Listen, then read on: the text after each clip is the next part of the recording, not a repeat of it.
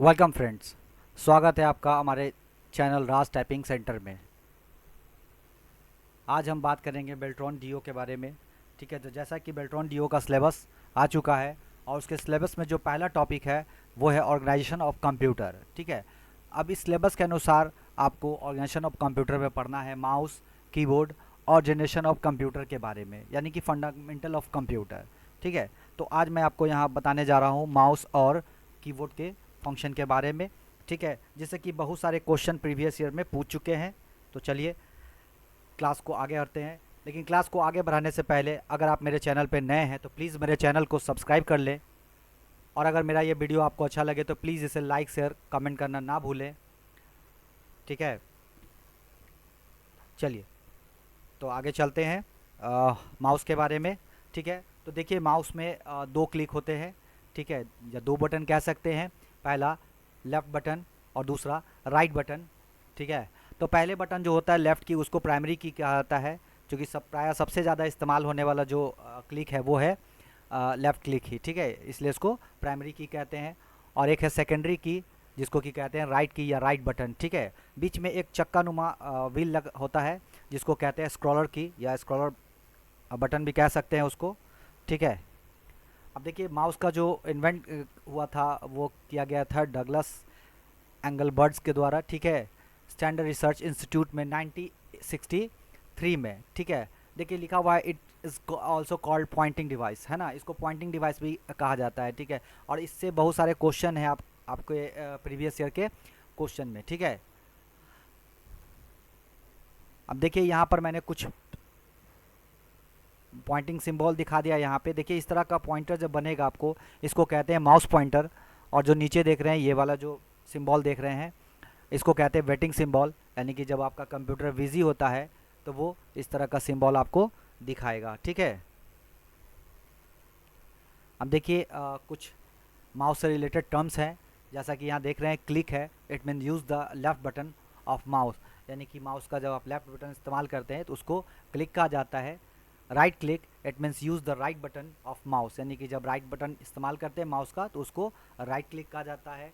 Double click, इसका मतलब है कि लेफ़्ट बटन जो माउस का जो लेफ़्ट बटन है उसको आप दो समय फास्टली जब क्लिक करते हैं तो उसको डबल क्लिक कहा जाता है। ठीक है, पॉइंट का देखिए मतलब यहाँ लिखा हुआ it mean simply move the mouse pointer at the specified position but don't use any button, है ना, आप इसको किसी खास जगह पर आप ले जा सकते हैं। ठीक है, ड्रैग का मतलब है कि point to the object on the screen, press and hold the primary button, move the object to a new location. ठीक है, यानी कि आप जो माउस का जो लेफ्ट बटन है उसको होल्ड रखेंगे और किसी भी ऑब्जेक्ट को एक स्थान से दूसरे स्थान मूव कर सकते हैं। ठीक है, चलिए अब माउस के प्रकार के बारे में बात करते हैं। तो देखिए माउस के प्रकार तीन तरह के हैं। मैकेनिकल माउस, तो इसमें नीचे में एक रबर और एक धातु का बॉल होता है जो सेंसर युक्त होता है। ठीक है, उसके बाद दूसरा जो है वो है ऑप्टिकल माउस, इसमें कैमरा, एलईडी और एक एम्बेडेड प्रोसेसिंग इकाई से संयोजित होता है। ठीक है, एक कॉर्डलेस माउस है या रेडियो सिग्नल के साथ कंप्यूटर के इंटरफेस से जुड़ता है। ठीक है, माउस के लाभ के बारे में बात करते हैं। ठीक है, तो माउस के लाभ के बारे में जब हम बात करेंगे, ठीक है, तो इसके द्वारा देखिए कंप्यूटर के स्क्रीन पर शीघ्रता से कर्सर को स्थापित करना आसान हो जाता है। ठीक है, और यह तेज गति से कर्सर को स्थानांतरित करता है। इसके द्वारा कमांड यानी निर्देशों को याद रखने की ज़रूरत महसूस नहीं होती है। ठीक है,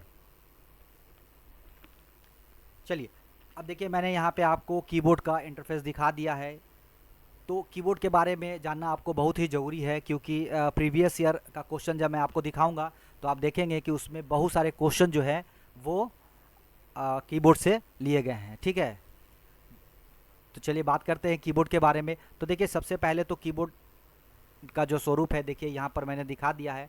अब इसमें देखिए ए से लेकर जेड तक बटन होते हैं, अल्फ़ाबेट की कहलाएंगे वो, जो कि 26 होते हैं। ठीक है, और देखिए इसमें क्वेश्चन रहता है कि सबसे बड़ा जो की होता है वो कौन सा होता है।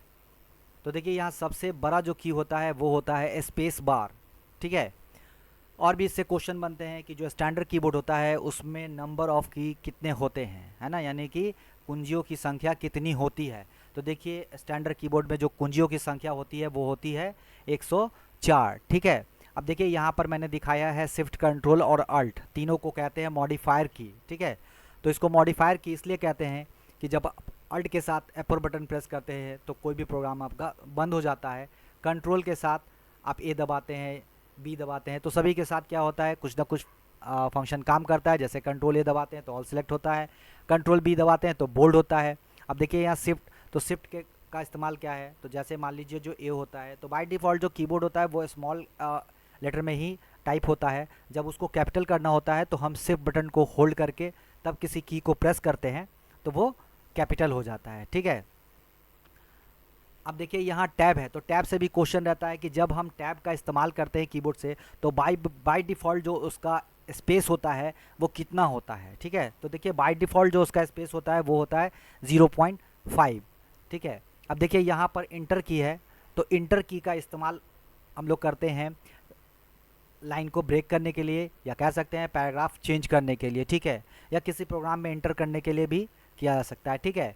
अब देखिए यहाँ डिलीट की है जिसका कि शॉर्ट लिखा हुआ है डेल, ठीक है, और एक है आपको बैक स्पेस, ठीक है। तो देखिए इससे क्वेश्चन कुछ इस तरह से बनते हैं कि जब बैक स्पेस और डिलीट का काम, दोनों का ही काम डिलीट करना है, ठीक है, तो ये कैसे पता चलेगा कि कब हमको बैक स्पेस लेना और कब डिलीट करना है, ठीक है।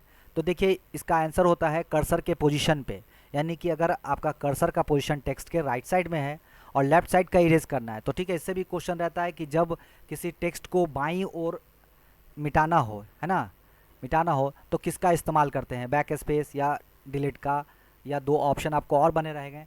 तो इसमें आपको इस्तेमाल होता है बैक स्पेस का, ठीक है। और जब किसी टेक्स्ट को दाईं तरफ से इरेज करना हो, ठीक है, तब इस्तेमाल होता है डेल बटन का, ठीक है।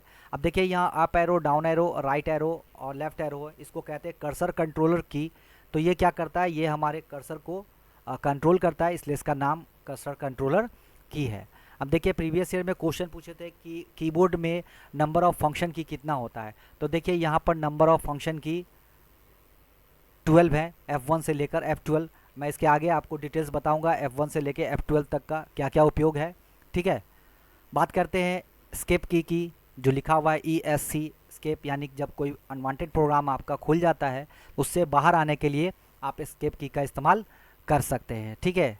अब यहाँ देखिए यहाँ लिखा हुआ है आपका PS, है ना, PS मतलब प्रिंट स्क्रीन, यानी जब आपको किसी स्क्रीन का स्क्रीनशॉट लेना होगा या उसका स्क्रीन कैप्चर करना होगा तब आप इस बटन को प्रेस करेंगे तो वो कैप्चर हो जाएगा और फिर जहाँ जाके पेस्ट कीजिएगा वहाँ पे ये पेस्ट हो जाएगा, ठीक है।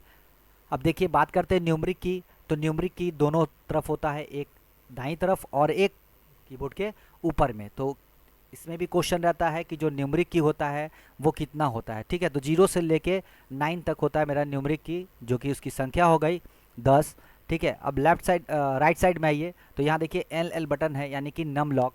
तो नम लॉक का काम कीबोर्ड में होता है इस कीबोर्ड को एनेबल करने का, यानी कि राइट साइड के कीबोर्ड जो रहता है उसको एनेबल करने के लिए। अगर वो ऑफ रहेगा तो राइट साइड वाला की आपका काम नहीं करेगा, ठीक है।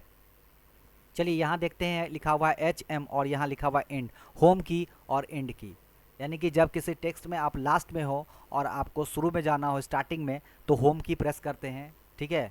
और जब होम के हैं यानी कि टेक्स्ट के स्टार्टिंग में है और लास्ट में हमको जाना है तो इसके लिए हम लोग इस्तेमाल करते हैं एंड की का, ठीक है। तो चलिए आगे चलते हैं। तो देखिए जो कीबोर्ड का निर्माण जो हुआ था वो क्रिस्टोफर के द्वारा किया गया था 1960 में, ठीक है। अब देखिए जैसा कि मैंने बताया कि अल्फ़ाबेट कुंजी, ठीक है, तो इसका उपयोग अक्षर, शब्द तथा वाक्य टाइप करने के लिए किया जाता है। न्यूमरिक की का इस्तेमाल, इसमें 10 कुंजी है, इस कुंजियों का उपयोग नंबर टाइप करने के लिए किया जाता है। फंक्शन की है, तो फंक्शन कुंजी का प्रदर्शन आपके द्वारा उपयोग किए जाने वाले सॉफ्टवेयर पर निर्भर करता है, क्योंकि हर एक जगह इसका फंक्शन की का काम जो है वो बदल जाता है, ठीक है।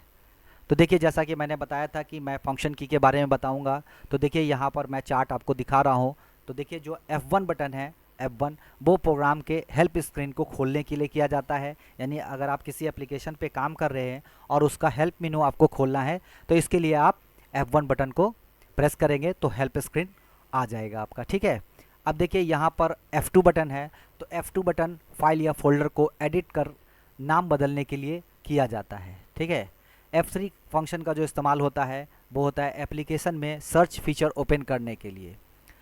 F4 बटन विंडो को बंद करने के लिए, लेकिन इसमें F4 बटन के साथ आपको अल्ट बटन प्रेस करना होगा, यानी किसी भी विंडो को क्लोज करने के लिए हम लोग अल्ट प्लस F4 का इस्तेमाल करते हैं।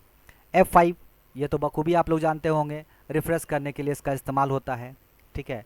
F6 है इंटरनेट ब्राउज़र के एड्रेस बार पे कर्सर ले जाने के लिए होता है। जैसे कि आप मान लीजिए गूगल क्रोम खोले हुए हैं और आप उसके सर्च बार में हैं और आपका कर्सर सर्च बार में है और आपको उसके एड्रेस बार में ले जाना है, तो आप जैसे ही F6 बटन को प्रेस करेंगे आपका जो कर्सर है वो ब्राउज़र के एड्रेस बार में चला जाएगा, ठीक है। अब F7 का देखिए, तो इससे प्रीवियस ईयर में बहुत सारे क्वेश्चन पूछे गए हैं कि MS वर्ड में स्पेलिंग और ग्रामर चेक करने के लिए किस बटन का उपयोग किया जाता है या किस फंक्शन की का इस्तेमाल किया जाता है, तो वो होता है F7, ठीक है। अब देखिए कंप्यूटर ऑन करते समय बूट मेनू पर जाने के लिए F8, ठीक है। तो इसमें बदलाव होते रहता है, किसी कंप्यूटर का बूट मेनू में जाने के लिए F8 है, F9 है ना, लेकिन प्रायः F8 से ही बूट मेनू पर जाने का ऑप्शन खुल जाता है, ठीक है। अब देखिए F9 है आउटलुक ईमेल भेजने और प्राप्त ऑप्शन के लिए इसका इस्तेमाल किया जाता है। F10 है एप्लीकेशन का मेनू बार खोलने के लिए, ठीक है। मैं बारी बारी इन सभी का आपको लाइव अभी दिखाऊंगा, ठीक है। तो मेरे वीडियो पर बने रहिए, आगे बहुत कुछ इंटरेस्टिंग आपको देखने को मिलेगा, ठीक है। अब देखिए F11 है, तो इंटरनेट के ब्राउज़र को फुल स्क्रीन करने या हटाने के लिए इसका इस्तेमाल किया जाता है, ठीक है। F12 MS वर्ड में के सेव एज के डायलॉग बॉक्स खोलने के लिए इसका इस्तेमाल किया जाता है, ठीक है। तो चलिए मैं इसका आपको लाइव दिखा देता हूँ। जैसा कि देखिए पहला वाला लिखा हुआ है प्रोग्राम के हेल्प स्क्रीन को खोलने के लिए, ठीक है। तो चलिए मैं यहाँ पर वर्ड खोल लेता हूँ।